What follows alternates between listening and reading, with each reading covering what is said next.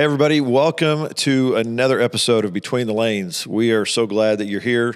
And I just want to start by saying thanks. Thanks for being on this journey with us. Thanks for your desire to grow in your leadership. And again, you might be a parent. You might be a student.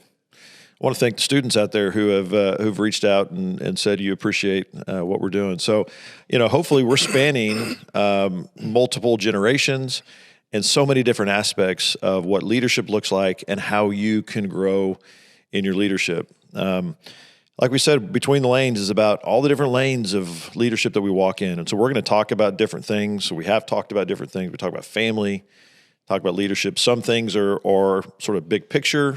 Some things are going to get really practical. And we're going to dive into what that looks like practically to live a healthy life and to be the kind of leader that maybe in this world it's hard to be.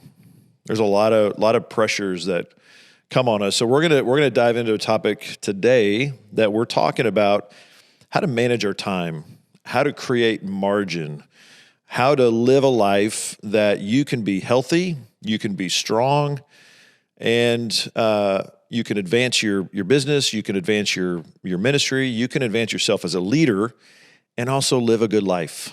And so how do we do that? So, Dad, what's up? How are you today? We're already off and running into a new year. New Year's here. I just want to say to everybody, welcome, Happy New Year. We're a few weeks in now, and I think it's going to be a great year. I'm excited for not only the topics that we're going to discuss this year, but for the work of developing leaders that'll be done. Exactly. I think it's going to be fantastic. And one of the things that I hope to draw out today of you, and we'll dialogue about it. This is one of those ones where we don't have guests. It's truly just between me and you. It's between the lanes. Come on. And when I've watched your life, as a father, I've seen you do this, but I've seen you do it as a leader, as a pastor, and that is be able to manage your time where you have extreme focus, you have great discipline, and you're also able to give a lot. You give a lot to people. You give individually, you give corporately, you manage your time. And I think one of the things that leaders really struggle to do is figure out what is strategic. What should I be spending my time doing? How do I decide what those things are? As you grow as a leader, there's this belief that what I do when I lead is I talk about big things or big audiences, or my time is really only worth giving to big crowds, as opposed to what am I doing to give time individually? Yeah. So I wonder if you can just talk about how you have worked your schedule, how you've worked time management out in your life. Where did it start? What's it look like to you? Well, I think it's really interesting that you've seen the fruit of the work that I've done to be disciplined.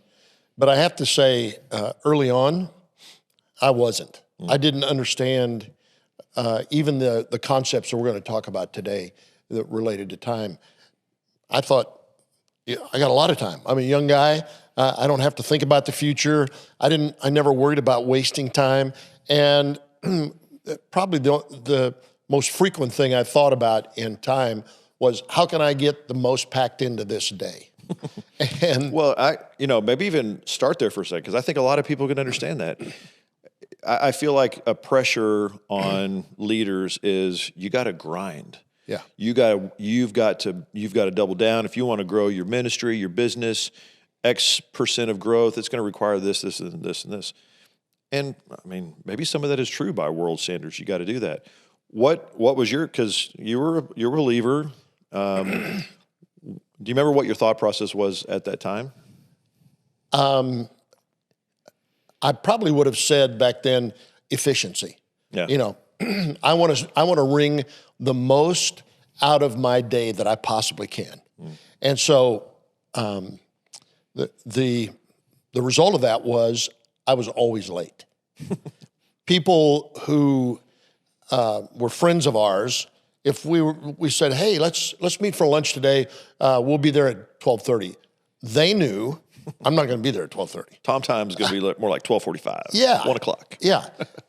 And I always intended to be there when I said I would, but I never made it. And the reason was I was trying to pack one more thing into what I'm doing before I get there. I never thought it's going to take me 15 minutes to get there. I mean, if I'm going to be there at noon, I'm going to have to leave at 11:45. I thought, I'll get there. I'll get there. And I would pack that one more thing in, and then I'd be late. And when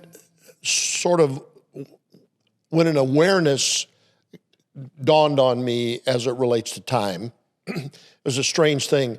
I was in my office one day, and across the hall from me was Jimmy Evans, my good friend, and his assistant came in and said, hey, so-and-so is on the phone. They want to know if they can meet with you today.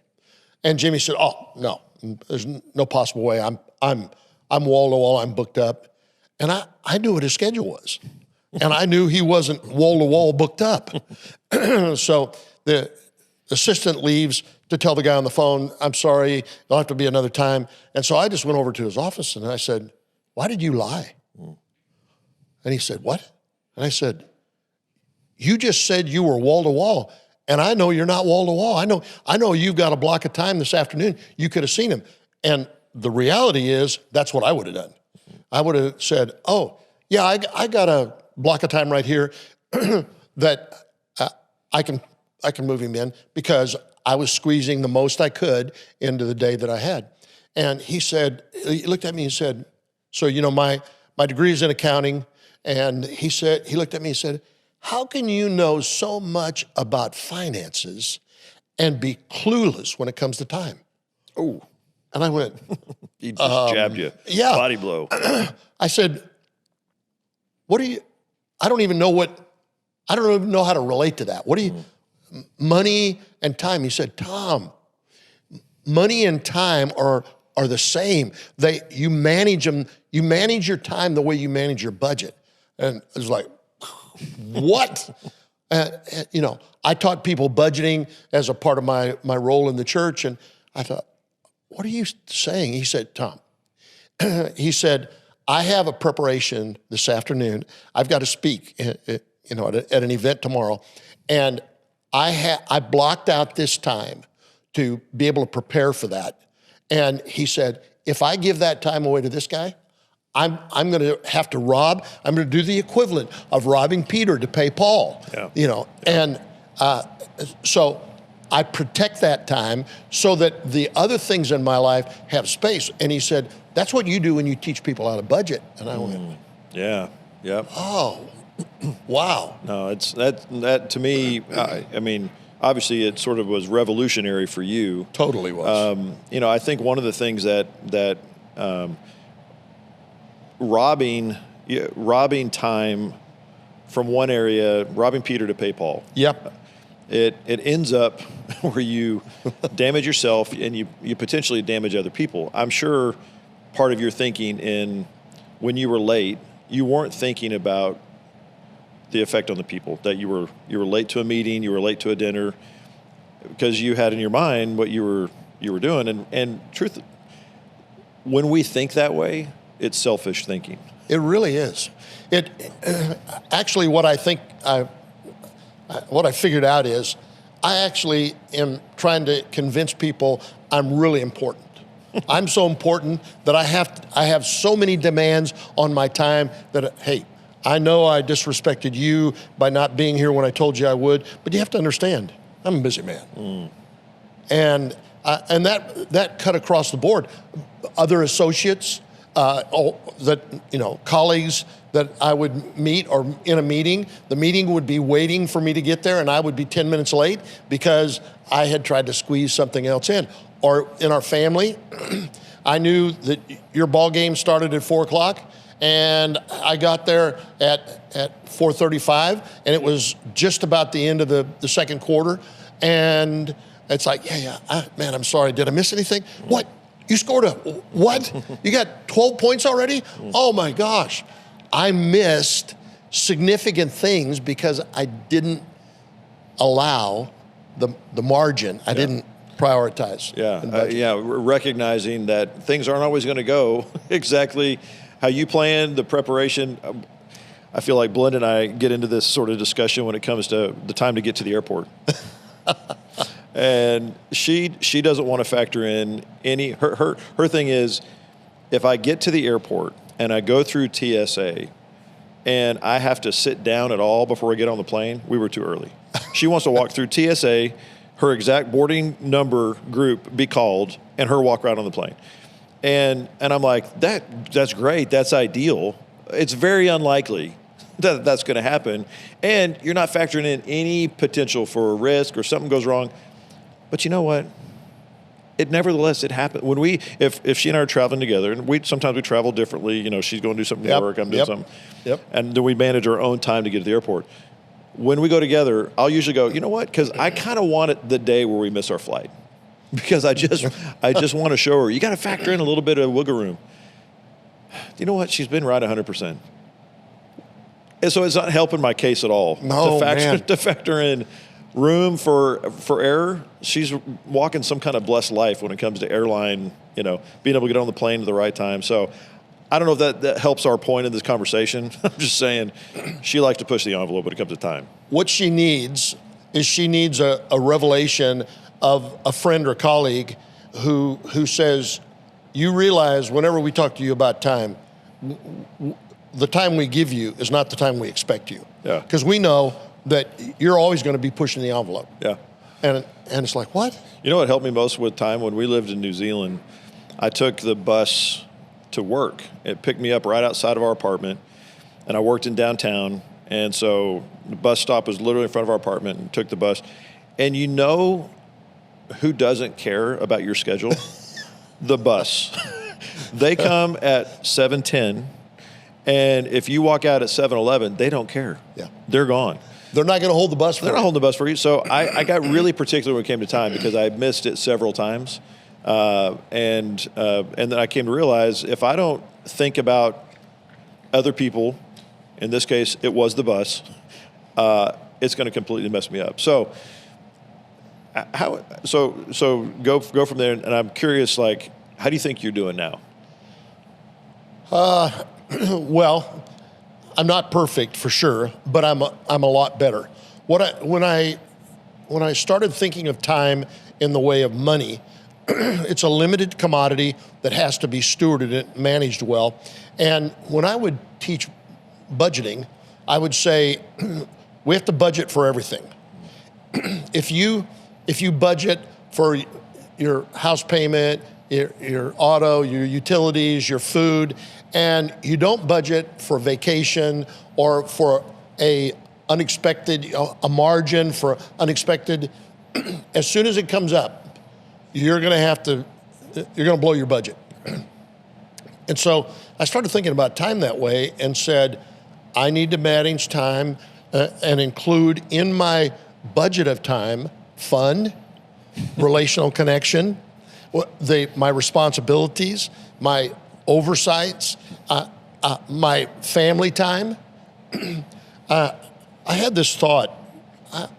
Growing up, my family dinner time was 6 o'clock. And Mom was ordered. By 6 o'clock at night, whoever was around was going to be eaten. Everybody else got a warmed up meal. And that was mostly my dad.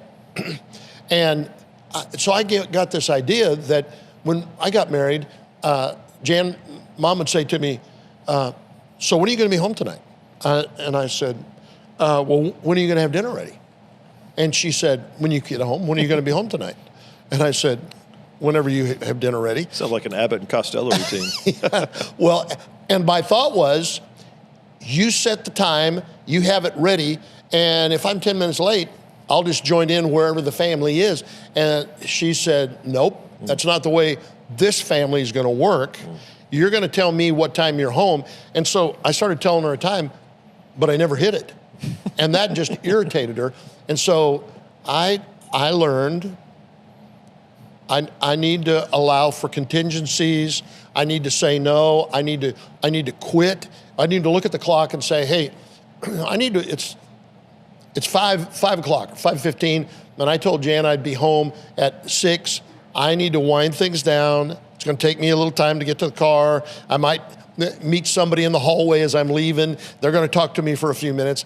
I need to build that extra margin in so I keep true to my word. Yeah. And when you begin to view time and our perspective of time as something that speaks to integrity, my commitment, I said I was going to be here.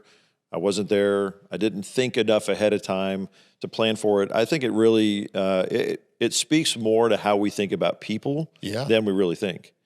And it's usually because we're thinking about ourselves. And so I think that piece of it, one of the things that I watched you do, and I then adapted it fully for myself, thinking about how do you as a leader manage all the things that you manage and budget for it like you talked about budgeting for it. So like you would do with finances, you've got, and maybe I'm saying like you do, maybe you don't have a financial budget. We'll make that a whole separate topic at some point. For another day. But budgeting different categories. So I got a category for home expenses. I got a category for car expenses. I got a category for discretionary expenses. I got a category for giving. And how do you do that for time? And how do you then hold yourself true to that type of routine? Yeah, I believe in job descriptions. Job descriptions define what our responsibilities are, what our oversights are, and out of the job description is you take the responsibilities and you convert it into time commitments. So I'm responsible to oversee this, and this, and these are the people and the meetings that are going to be out of that, and then I build a spreadsheet.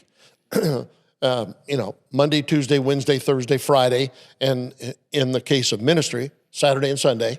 And I define from 6 in the morning until 8 in the morning. I'm gonna set that aside. That's not sleep time. I'm gonna get up. I'm gonna have a quiet time. I'm gonna seek God first. Then from 8, and then at 8 o'clock my day begins, and I have outside the office meetings, then I have oversight meetings. And when you look at my budget, my time budget, everything in my life is accounted for, including date lunch with my wife. I have a block out of evening time so that family activities, ball games, things like that, there's a space for all of that. And I protect and manage it. So when somebody says, hey, are you available Thursday night can we go to dinner Thursday night? Well, Thursday night is a ball game night. It's like, oh man, I'd love to, but I'm already committed. Mm-hmm. It was and in that case you were committed, but what about a night where you've just blocked it off to go, this is a night we're doing nothing. This goes back to the example that you had with Jimmy. And that is, he sometimes you block something to say nothing. Yeah. This is how you protect that time. And so that block scheduling is kind of what I was pulling out from what you created, because I think a lot of times what people will do is, I've got a meeting, so that's on the calendar. So people understand, that amount of time I was in a meeting. But then you got all this extra time, and how do you make that productive? So how did you use that time, that really wasn't accounted for by somebody else, but you protected it and used it to manage your time appropriately?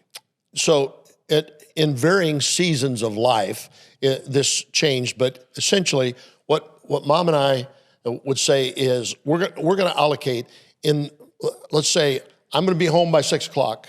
So my work day is done at 5:30 so I can get home by 6. And from 6 until I go to bed, 10 or 10:30 at that time, that's a shaded in grade. It's discretionary for us. But what we would say is, so we're not going to give away more than 2 nights a week to outside activities. So if I have a work responsibility on Tuesday night and somebody wants to take us to dinner or we take them to dinner on Thursday night, and then they say, hey, you guys available on Friday? Nope. You have to set boundaries, right, and develop a system that enables you to go, you know what? Let me check and see about this. And then if we say, okay, we're going to give a third night this week, but we're only going to give one night next week, you know, so you're maintaining the appropriate rhythm of what you're wanting, and you're doing it by agreement. Yeah, and like anything that has boundaries or some kind of balance, that's the only way to really be healthy. You know, you can be running yourself ragged and accomplish a lot of things. That's kind of the point that I feel out of this is there is a way of the world, a way that seems right to a man to accomplish these things. And there are some things you can accomplish. It's not to say that if you do that, you're not going to get stuff done. Of course, you get stuff done. There is even an advancement that can happen, but at the cost of what? Yep. It costs, and sometimes you got to pay the piper at some point. It's coming down. It may not be right away, but there's something given. Yep. You're giving your own health. You're giving on the relationships that probably you value most because you didn't manage the time appropriately because you thought the hustle was what was needed, and that prolonged season cost you something. Yeah, I was when I was first into ministry as business administrator. We were putting some bookcases in a room that was, you know, close to us, and I had the maintenance guys working to put it in. But I wanted them to think of me as man, what a humble guy. I mean, he's not too good to do anything that he's asking us to do. And so I was down the hall with them in the room that they were doing, and I was sawing and cutting in my work clothes to help them get these bookcases in. And were you like making this bookshelf from scratch? You're like sawing wood? Did you go chop down a tree and then you? No, well, we with were your suit and tie on? We were modifying it to fit. I see. And so I was helping in the modification. Okay, gotcha. And my boss walks down the hall and sees me doing this, and he goes, Tom, can I see you a minute? I said, oh, okay, sure. Hey, guys, I'll be right back. Carry on. And he takes me around the corner and into an office, shuts the door, and he says, what are you doing? And I said, I'm helping these guys put the bookcases in. And he said, that's what we pay them to do. We pay you to oversee and to manage. Stop doing stuff that you're not supposed to be doing. It's like, what? Oh. And so part of even time management is looking at what you do, even though you might enjoy it, even though you might be able to do it, and say, what do I no longer need to do that I can hand off to somebody else and empower them in it so that it begins to create the space in my schedule to actually do what I really need to do. Yeah. Although in that story, I'm kind of struck by, part of your attitude and demeanor of being a servant leader, you were kind of being a servant leader. So what's the balance there? Because I feel like what you're saying makes sense. You know, what is worth me putting my time to, but how do you balance that? And so that I might have a job, and that job lists these responsibilities, and it might be about management and leading. So when I'm doing something else that may be more task driven, it doesn't feel like that's what I'm supposed to be doing. But you're also balancing being a servant leader. So how would you respond to that? Yeah, I think in any task that we do, there's 3 or 4 sort of essential things. There's cost, there's quality, there's time. You know, we set a schedule. I want it done by Friday, and here it is Tuesday. And then the fourth one, I can't remember right now, but it's really good. I'll think of it in a minute. Or maybe we'll just call it 3. Yeah, or could be 3. But what I've found is when you're trying to schedule something, you get 2 or 3, or you get I know what the fourth one is: emotional and physical health. So you get 3 of the 4, maybe 2 of the 4. So you can get it on the time you want if you'll sacrifice quality, or you can get time and quality if you'll sacrifice cost, or you can get maybe those 3 if you'll sacrifice pace and health and rhythm. You're not going to get all 4. So part of what you what you have to do when you're thinking about this, even as you relate to people. So what I could have done then is I would say, hey guys, we really want to get this done by this amount of time, and I don't think the two of you are going to get it done. Rather than me jumping in to help them get it done, I'm saying, who do you know? We need one more guy. Let me get another guy for you. So I'm making sure I'm defining, let's see, I want it by the time that I said. I want it in the quality that I said. I don't want to burn you out or ruin the rhythm of your life. So I'll pay more to get you the help you need in order to get it done.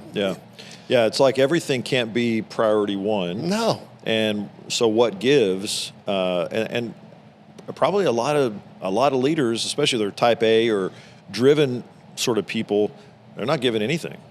And so, but something does give. And probably if those first three, time, cost, and quality, are the real practical ones, then ultimately what does give, and really that's ultimately what we're talking about, is health. Yeah. They're not going to be healthy. Their relationships aren't going to be healthy. Their family's not going to be healthy. They're not going to be healthy. Yep. If they got all three of those things at priority one, they're not healthy. Yep. Yeah, so knowing that, what the dynamic is, so if you like doing, I just like working with my hands. I enjoyed being around, and it got me out of the office, but that's not the best use of my time. Mm-hmm. And I, in order to send a message to the people that I work with, I can send a message that's equally as powerful, and that is, I care about you. Yeah. I'm interested in the demands that this puts on your life. And so I realize, you know what, this, I'll take a little less quality, just hurry it up a little bit. Or, you know what, I'll pay a little more. I'll pay a premium in order to keep this. What I don't want to pay is the burnout in your life. So I don't do that. Yeah. What would you say, so help people who are the young Tom Lane, who's just going, and now you know what you know. What would you go back and change at that point in your life that you'd go, if you're measuring success on your hustle attitude, you're sacrificing some things. What would you say that would help people make that shift to go, I know how to work hard, I want to be productive, I want to be fruitful, but I also am not going to sacrifice my life and family and relationships. What are some things you would say to help them do that? First of all, when you work at a breakneck pace, there's an adrenaline, there's an endorphin that you get, and what you're going to have to do is be willing to give up that adrenaline that rush, high, that endorphin. To say, I'm running for endurance, not for speed here. Mm-hmm. And then, when I was young, part of what I wanted to do is I wanted to make a name for myself. I wanted to stand out, and one of the ways you stand out is when somebody gives you a responsibility, and they say, I can take this by Friday. It's like, you'll have it by Wednesday, because I want you to know I'm really good, and you can trust me with more. Yeah. And the reality is, when you do that and you do it consistently, they begin to trust you with more, and then the margins of your life and the time management the issues begin to suffer because you're trying to make a name for yourself. Yeah. And I think if my older self could look back, I would tell my younger self, relax, work hard, do your best when you do it, make sure that you meet the timelines, but don't try and exceed them. Yeah. Don't try and make a name for yourself just because you want an extra accolade or you want a faster promotion. Do your best, but manage yourself. Ultimately, what people are going to look at is they're going to look and say, this guy is productive. He gets a job well done. His family's in order. His life he's not stressed. I like that guy. And people say, I want to work for him because I want to be like him. I want my life to be like him. Yeah. That's what we need to do. Yeah. Yeah. So I think about leaders who might be in a position going, you know what? This is great. You're talking about time management and all this kind of stuff, but I'm struggling to get more out of my people. And I got a lazy workforce. They don't want to get stuff done. There's this label that may be put on a generation, or and I think about this tension point, because I think the leader's responsibility, whenever you look at your own time management, but now I'm putting in the framework of you're managing a team and you're managing their time and you're setting expectations and you're putting the pressure. Hey, deadlines and costs and all this kind of, you're putting that pressure on them. What is realistic? What is appropriate? What are good goals to put out there? Those are the things that a leader needs to think about. And if you're struggling to get people to respond and they're having time management issues, it really may come down to you don't have the right person, or you have a person who's in the wrong seat. One of the things that strikes me about people who might really struggle with time management related to tasks or some kind of responsibility is they don't really know how to do it. And when you talk to somebody who really does know how to do something, they get it done like that, or it doesn't come with a burden. It doesn't come with this weight because they know how to do it. Someone who might really struggle with time management, what's really being revealed is they're in the wrong seat. And a leader needs to make that call and recognize, hey, I need to put that person where they're going to succeed. That might include not being in the organization, but I need to be able to recognize that. Yeah, I totally agree. Sometimes I think it's not so much, maybe it is being in the wrong seat if what we're saying is they're actually operating outside of their giftedness. And so it causes greater stress. It takes longer for them to do it. When somebody that sort of flows in this can naturally do this, and the commitment that we make is, I want you to be where you're most productive. And it's okay to be stretched, so you're learning some new things. It's okay. Take a little more time, learn the process. But there's a difference between inexperience and learning the experience, and it's not who you are. It's not.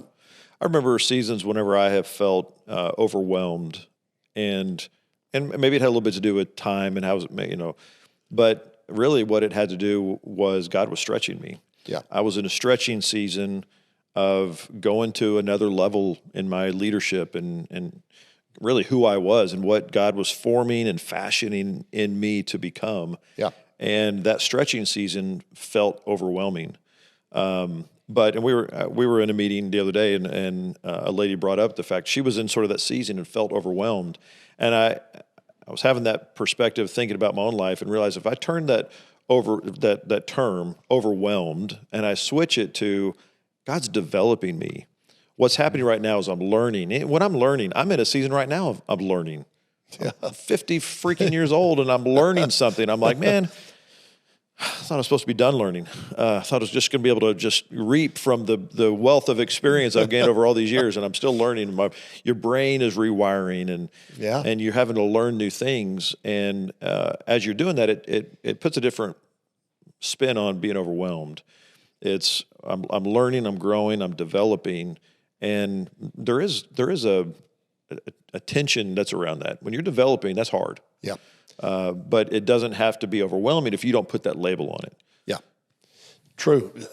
I was having dinner the other night with a guy who's an executive in a parachurch ministry, large parachurch ministry, and the sort of the founder, the CEO of this ministry, he's in his early to mid 60s, and his kids are all raised. His wife works in the ministry. And this guy, according to this man I was talking to, he said he's a workaholic. He lives to work. He's there at 6 a.m, and many times he doesn't head home until 8 or 9 at night. And as the leader, he sort of sets the pace for everybody else.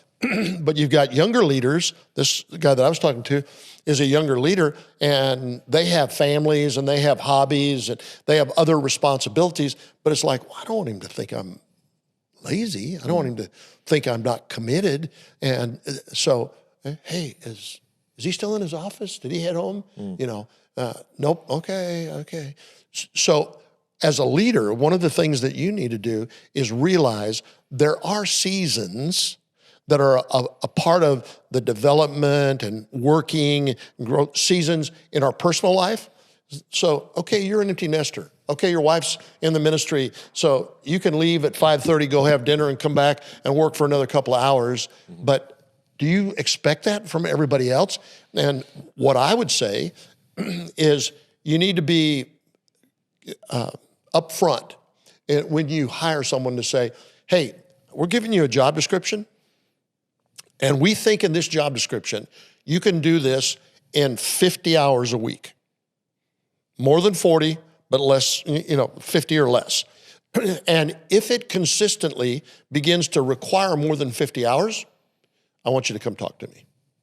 Well, okay, so I'm expecting you to work hard. I'm giving you responsibilities, but I don't want to compromise I don't want your kids to hate you or hate the work that you do, or, I don't want your marriage to fail. I'm committed to you. And so this is the parameter that I'm going to give to you. And I don't care if you see me working more than that. I may be in a different season than you. The expectation I have is this. Right. And I think that's legitimate. I think if the guy that's the CEO of this ministry, if he would say that to his team, he would generate loyalty, satisfaction, a freedom that isn't there now. Yeah, communicating expectations or even removing expectations. A lot of times leaders don't do that, and they're setting, if a team is watching, what is my leader doing? And the leader may feel like, they may even say, or think in their mind, yeah, I recognize different seasons, but don't ever say it. Then you got a team who doesn't have any clue that I'm not expected to be doing what he or she is doing. I've got I've got my own parameters. I can do whatever. But if that person never communicates it, then they're never going to know, and they can't assume that they're going to know. I was thinking about the difference between sort of the effort that might be, man, I had a 10-hour workday, and what that felt like working 10 hours and that effort, versus the energy output that I might give in a 7-hour day. And I remember encountering, staff or whatever, and if somebody ever says to me, man, I had a 90-hour work week. Now, that's possible. I mean, but I get very practical. I go, okay, if I worked from 7 a.m. to 7 p.m., that's 12 hours. If I did that 6 days, Monday, Tuesday, Wednesday, Thursday, Friday, Saturday, that's only 72 hours. Now, that's a long time. It's not 90. And so sometimes people throw out, man, I worked probably 80 hours last week. I worked 90 hours. Again, it's possible. I'm not suggesting somebody might not ever have done that. But a lot of times what I think, they didn't actually do the math, put pen to paper, go, yeah, we'll carry the one, 80 hours. What they meant is their energy output felt like they worked 80 hours. They may have only worked 40 or 50. Yeah.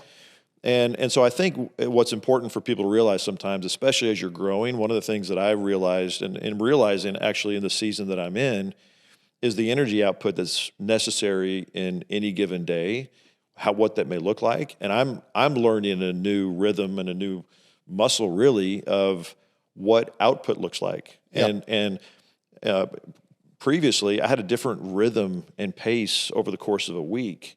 And in the season that I'm in right now, that's a different pace. Yeah. I'm not really actually working anymore. Yeah. But the energy level within those hours is at a higher output level. Yep. And now, so I feel like I'm working 80 hours. Well, really put pen to paper? No. So part of it, I think, for people is somewhat setting expectations and appropriately assessing.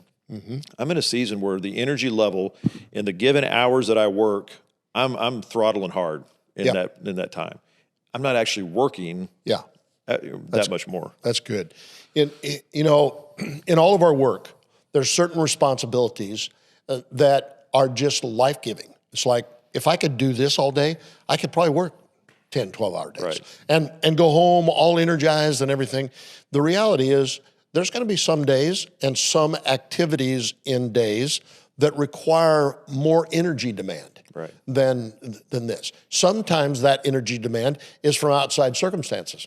We just had a series of really, really, really cold days here in Texas, and ERCOT, the energy company for all of the electrical services, they said, hey, do whatever you can to reduce your energy consumption in the next few days because the circumstances are going to be really demanding on the electrical grid. Yeah. And I thought to myself, that's exactly what happens to us. Yeah. We're maybe in our situation, maybe we're teaching a cohort, or we're having a class through the academy, and in what we're doing, there's a lot of emotional and physical energy that's being expended. Yeah. Well, if I think that's the same energy demand as when I'm maybe talking to a friend, or if I don't give credence to the fact that not all days are equal in their demands, I run into problems. Okay, so Todd, I got a question for you. Okay. What would you tell somebody who says, I want to manage my schedule, manage my pace, but I got a boss who doesn't see it the same way? Yeah. Maybe like the guy I was talking about, he's in a different season of life, and he doesn't mind working 6 12-hour days, but I've got a family, I've got young kids, I need to get home, I feel better working 50. What would you say to that person? So one of the things that I think where my mind first goes is thinking about, before I start forming judgments about my boss, make sure I talk to someone who's an outside party who can give me perspective. Because I might go, yeah, man, gosh, she's asking me to do this, and I'm working these kind of hours, and I talk to somebody else, and they're like, that's not abnormal. That's okay. That's not inappropriate. Like I may not be calibrated on what is normal or what is appropriate or right or whatever.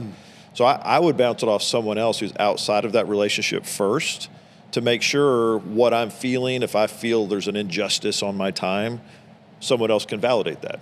So first I'd ask somebody else. Then I would go, let's just say they go, yeah, no, you're working way too much. They're asking too much of you. Well, then at that point I have a choice. Do I want to confront my boss? Now, I've had people who have confronted me or someone on my team with hours that they've worked. And they come and they go, I work 70 hours a week, working 80 hours a week. And sort of in a way, I go, prove it. Now, what I mean by that is, now, again, some people are hourly. And so, okay, their hours they work, they've clocked in, they can prove it. But lots of when you're salaried, there's no way to really prove you're not tracking your hours. Well, so then when somebody says that, I go, well, great, let's track over a couple of weeks. I want to know how I can help you. So the question is, does the boss actually know that? So track for a couple of weeks, go, I worked here, document it, take it to the boss and go, I just want you to know these are the kind of hours I'm working. Is this what you're expecting? And then they go, absolutely. Yeah, you put in 65 hours, that's what this job calls for. Okay, now I know. Now you still have a choice. Do I want to work here? Yeah. And I think that's critical. A lot of times what people, they want to put pressure on a boss, or they have this, and it might grow negative. They're really negative. Well, let's put this back in God's hands and go, if this scenario has been created and it's not matching with what you desire, or it's costing you your health, you have the opportunity to leave. Yeah. You're not trapped. Yeah. And it may actually be God's way of sort of testing you. Yeah. Are you going to do the courageous thing? Yeah. And leave? Because what's being done is unhealthy. I'm not asking you to be unhealthy. I'm asking you to be courageous. That's going to be on you to actually have to do that. Yeah. To me, there's an X factor in this, and that is, if you're wondering if you're overworking or you're compromising something, ask your spouse. Exactly. Yeah. They'll instantly be able to say, no, you're fine. We understand. Well, and that's what I'm saying. So your spouse is sort of a third party. If you're not married, then asking someone outside who goes, one, how's this impacting you? Yep. How's this impacting our family? But if there's not that person to calibrate, and that's hard. I think people who are single, a lot of times feel a pressure that they got to work all hours because they don't technically have somebody at home waiting for them. There's not that pressure. Yep. And so I've talked to people who are single before who are like, I don't feel like I have an excuse not to work. Yeah. I've got to work these hours, and I would say, yes, you do. Yes, you don't have to do that. You do have to be courageous to bring it up. Yep. Now let me change gears and bring up, because while I go, there's an issue of the grind and the hustle, and the world kind of calls for that, and that's not really what we have to do. I also know that when you are starting something, or you're a business owner, maybe a single person business owner, like the business is you, and it's your time, there is a real tension point of the hours don't ever, I'm not a clock in, clock out person. And frankly, me working determines if I get paid. Yeah. How do you manage it that way? Okay. Before we go there, let me say one thing I wanted to say before we left the subject there is whenever I've had somebody come to me and say, I can't do this job in the hours that, you're expecting or wanting. And what I've found is in every job, there's things that we're good at, there's things that we're required to do, and then I have sort of outside interests that become a part. It's the increased scope of my job that happens, and I start, and I'm enjoying that. So I got to do these other two, but I really start applying time to this third thing that isn't in my job description, but it is something that I enjoy, and it's the thing that adds those extra hours. Yeah. And so when I'm monitoring their time commitment, I'm just not saying, tell me how much time well, I was at the office here and I left here and I did this. No, let's talk about what you're doing. Yeah. And let me see if there's some things in here that I can take off your plate, and most of us, including me, don't like the boss looking in and going, hey, why are you doing that?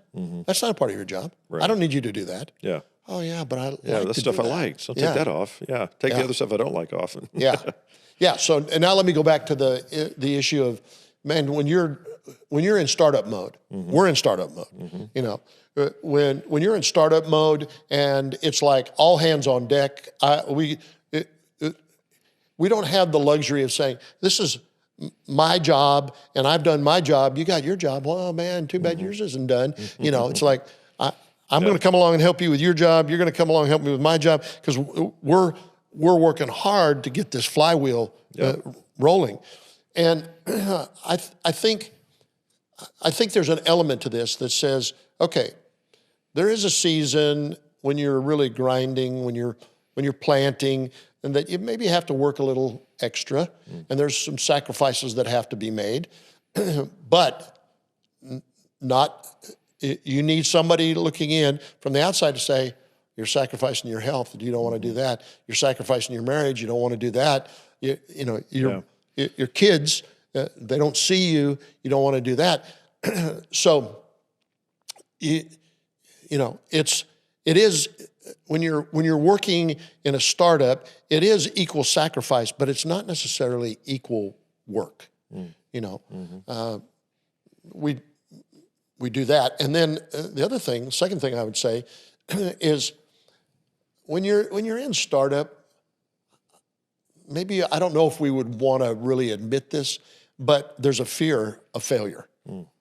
And so the thing I think is, I got to work hard so I don't fail. And the harder I work, the more I will guarantee that I won't fail. And that's a lie. Yeah. You do need to be diligent. You need to be faithful. You need to apply yourself.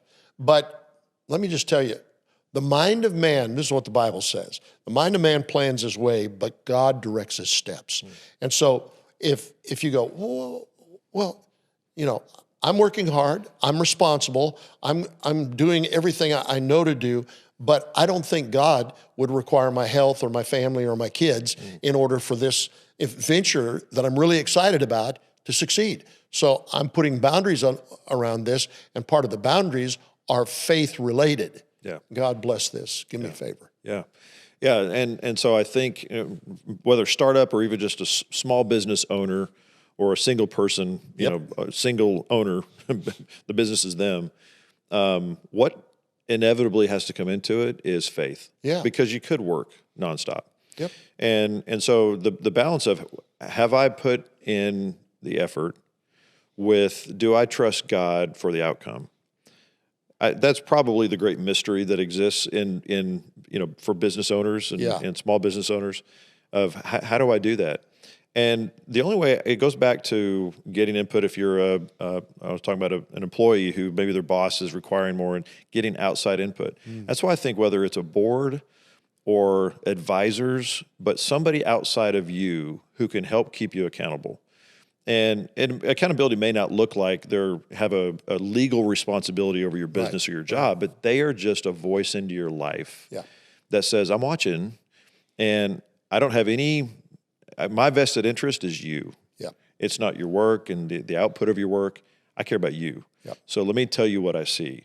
And I think that's one of the things that business leaders who want to be healthy and want to do it right and figure out how to have a rhythm and balance, they ought to have outside voices who are able to speak into their life. So true.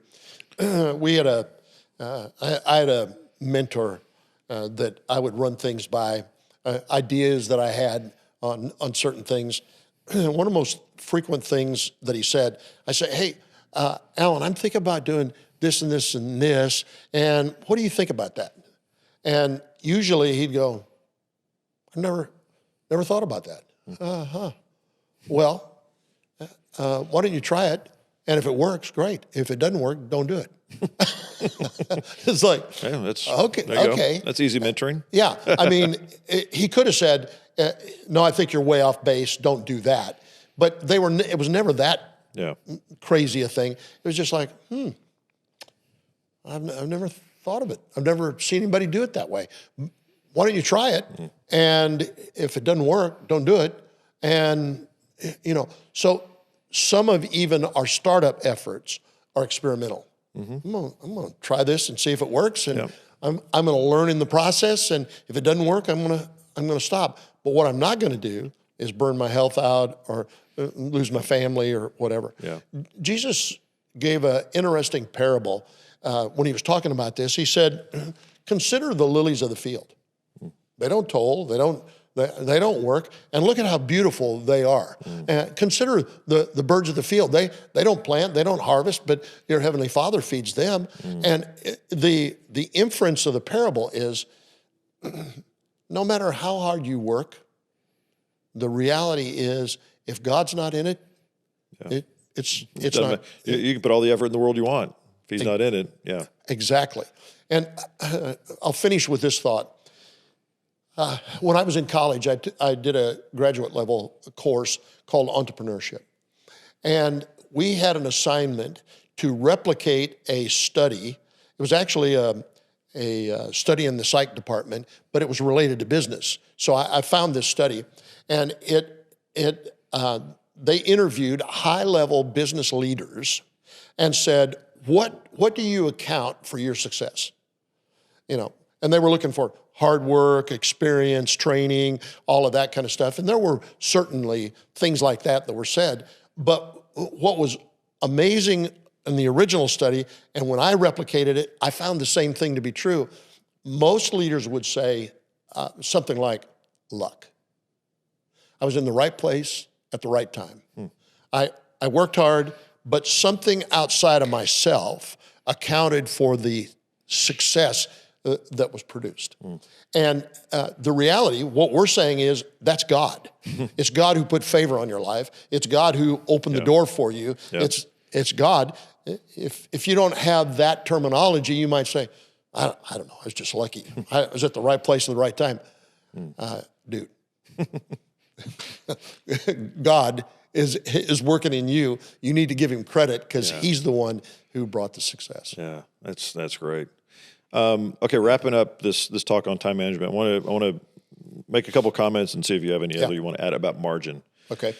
Because I feel like one of the missing pieces that we don't understand is what is meant by margin. So anybody who's financially minded understands margin. It's the difference between revenue and expense, and what I have left is margin. That's my profit. It's Well, the same exists with our time. True. And so the kind of margin we leave in our life, where it can be confused when I say margin, somebody may go, "Oh, you mean like free time? Oh, you mean time to do whatever?" Or somebody who's really a driver, they're like, "Margin? That's lazy. I need to be working." The problem is margin is the gap between the load and our capacity. There's a book called Margin, which is phenomenal.